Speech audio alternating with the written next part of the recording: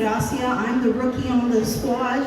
Okay, so I'm going to do a call to order too. I like to get the party pumped, so I'm just going to say, hey, hey, hey, hey, hey, work. Okay, so thank you guys so much for having me. I want to give a big shout out to the Islander Democrats because I am a recent graduate of the University of Texas LBJ Women's Campaign School. I could not have got there without the support of the Islander Democrats. A little about me. One, I identify as a Scorpio. Two, my pronouns are that girl. And three, I'm from 17th Street, so I'm trying to get from 17th Street to City Hall, baby. Yeah! And I love to style and profile, and I'll make sure I do that. But before that, I'm a lady and I gotta, be, good. So I wanted to say the Islander Democrats helped me get out there. There's another thing that Dr. Klein forgot to say. He said you need a good heart, a good head. You also need two big pairs of cojones, okay? So that's why Isabel, Sylvia, and Eli, we don't wear short skirts because you can see how big our balls are, okay? Okay? So please, vote for someone who's Dr. Klein. Me, I'm number 4, like the 4 horsemen, baby. Woo! On the ballot, okay? Number 4. And if you cannot remember for Jenny Gracia, remember my ex-boyfriend, Dak Prescott, because he's engaged to some hoe now. Number 4, baby. Number 4. Thank you. Yeah! Oh my gosh, I have to follow that. Yeah, you got it, Isabel. Hello, thank you for having me. My name is Isabel Araiza, and yes, I'm running for mayor. Yeah!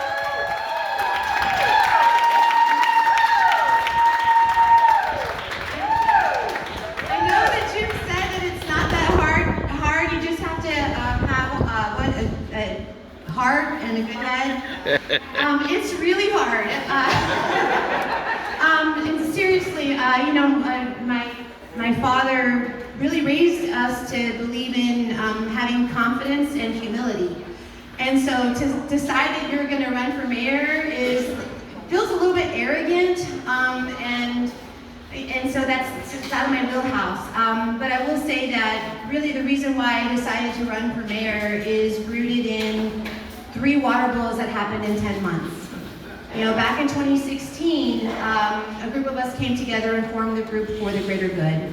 And our primary concern was just making sure that there was a plan in place for the elderly, the disabled, the poor, when the city failed to provide resources. And we committed to learning about our water and advocating for our community. And we learned a lot more. We learned that special interest has been driving the city's decision making. And so for 8 years, I've been reading agendas and watching city council meetings and going to city council meetings and talking to people and community organizing, even though I'm a professor professionally, like for pay. Rather than, as our people power was growing, which it was beautiful, we saw hundreds of people show up to a TCEQ meeting in April. And it seemed like the more that people were learning and choosing to speak up, and young people too, right? So we always how come young people aren't getting involved? And you would see that. Rather than listen to us, it was like they put bad decision making in 5th gear and just took off and chingas running, right? And so I just, rather than quit and say, God, these people aren't listening to us, it's no use, I decided we have to have somebody at the table who can actually control the agenda and center the community. And so that's really where I'm at. Somebody asked me a little bit ago, what do you think is the top priorities in our city? And the reality for me is that I think that the philosophy of city government is the top priority. For decades, the leadership here has been treating the city like a business. And when you're in a business, the goal is to make money for the business owners who then get to decide how the resources are going to be allocated, right? And typically it's to themselves first. But I believe that city government is actually a public good, and it should be a service. We pool our resources so that we can enhance the quality of life for everyone. Yeah.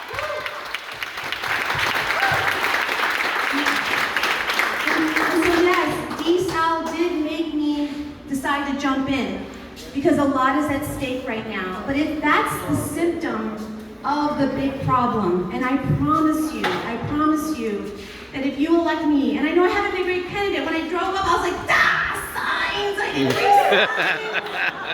I don't know how to campaign, I know how to community organize, I know how to love my community, I know how to Yeah. I want better for all of us, you know, because we care about all of us, even the least of our people, even the people that don't like us. Like, I don't have to love you or like you to want you to do better, you know? But we fight for all of us, we all win. And I believe that, and I know that those ideas are contagious. And if we can have somebody there, if we can have us there, look, 6 of us, man. Yeah. If we can show people what's possible when you center people and not profit or polluters. Man, like, that's just the beginning. It's like, yeah, I remember Dolores Huerta, she said, courage is contagious. You know, and I think some people are afraid to dream, and some people are afraid to hope. You know, but I'm not. You know, I'm an idealist.